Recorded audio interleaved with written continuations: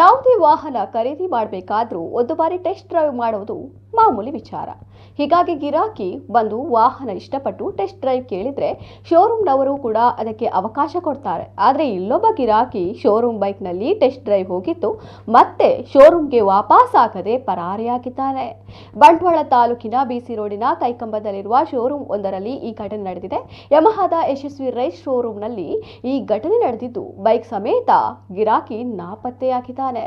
Bike ಖರೀದಿಗೆ ಬಂದಿದ್ದ ಯುವಕ ಟೆಸ್ಟ್ ಡ್ರೈವ್ ಕೇಳಿದ್ದು ಶೋರೂಮಿನಲ್ಲಿದ್ದ ನೀಲಿ ಬಣ್ಣದ R15V ತೆಗೆದುಕೊಂಡು ಹೋಗಿದ್ದ. ಆದರೆ ಹಲವು ಸಮಯ ಕಳೆದರೂ ಆತ ವಾಪಸ್ಸು ಬಾರದೇ ಇದ್ದಾಗ ಸಿಬ್ಬಂದಿಗೆ ಅನುಮಾನ ಬಂದಿದೆ. ವಿಚಾರಿಸಿದಾಗ ಆತ ಬೈಕ್ ಸಮೇತ ಮಂಗಳೂರು ಕಡೆ ಪ್ರಯಾಣಿಸಿದ ಮಾಹಿತಿ ಲಭ್ಯವಾಗಿದೆ. ನೀಲಿ ಬಣ್ಣದ ಹೊಸ R15V ಬೈಕ್ ಕಾಣಸಿಕ್ಕರೆ ತಕ್ಷಣ ಮಾಹಿತಿ ನೀಡಿ ಅಂತ ಶೋರೂಮ್ ಮಾಲೀಕರು ಮನವಿ ಮಾಡಿದ್ದಾರೆ.